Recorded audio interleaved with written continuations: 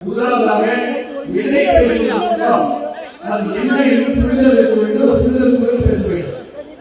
அது 58,000 கோடி வசூல் செய்த பிறகு 29 பைசா கணக்கிடுவது அந்த ஜனத்தொகையும் அந்த வளர்ச்சியும் குறித்து தான் அளவிடுவது நிதிக்குழு.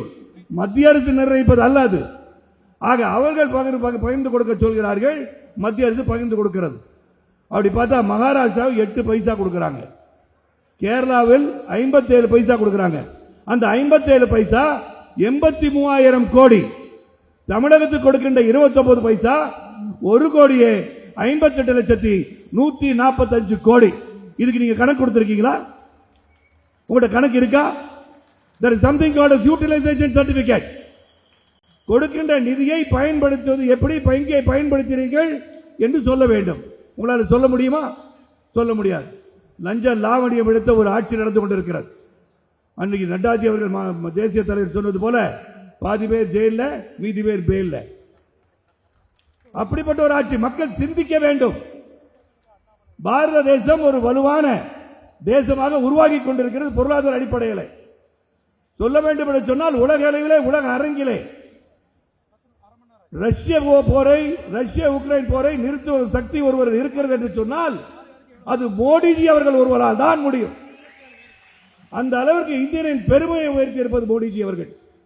அப்படிப்பட்ட மோடிஜி அவர்களை ஜோ பைடன் ஓடி வந்து பார்க்கிறார். இத்தாலிய பிரைம் மினிஸ்டர் செல்ஃபி எடுத்துக் கொள்கிறார். இவர் 29 பைசா கூப்பிடுவாராம். உதயநிதி ஸ்டாலினுக்கும் மோடிஜி அவர்களுக்கும் ஏணி வச்சா கூட எட்டாது. இவர் விமர்சிக்கிறார் நமது பாரத பிரதமரை. பாரத பிரதமரை விமர்சிப்பதற்கு ஒரு தகுதி வேணும். அதெல்லாம் உங்களுக்கு எல்லாம் கிடையாது. ஒவ்வொருவரும் குறையதான் சொல்றாங்க. ஆட்சியை பற்றி சொல்ல வேண்டும். இந்த ஆட்சி திடமான பொருளாதார கொள்கையுடன் 2025 அதிகமான இளைஞர்கள் உள்ள நாடு இந்தியா என்று இருக்கும் போது அந்த இந்தியர்களை எப்படி வழி நடத்துவது என்பதற்கு பல திட்டங்களை தீட்டி வைத்திருப்பது மோடியின் ஆட்சி. முதல்ல தேசப்பற்று இருக்கணும். அந்த தேசப்பற்றும் ஒற்றுமையும் இருக்க வேண்டும். தேசப்பற்றும் ஒற்றுமையும் கொண்டு வர முடியும் இந்த நாட்டில் என்று சொன்னால் அது பாரதிய ஜனதா கட்சியால் தான் முடியும் என்று சொல்லி அடித்து சொல்லலாம். மோடிஜி அவர்களால் தான் முடியும். தேசப்பற்று நம் ரத்தங்களில் ஊறி இருக்க வேண்டும். ஆக அன்பு சகோதரர்களே, பாரத பிரதமர் வர இருக்கையில் அதிகமாக பேச முடியாது. ஆகவே நடைபெறுகின்ற நாடாளுமன்ற தேர்தலில் நமது வேட்பாளர் அனைவரும் வெற்றி பெற வேண்டும்.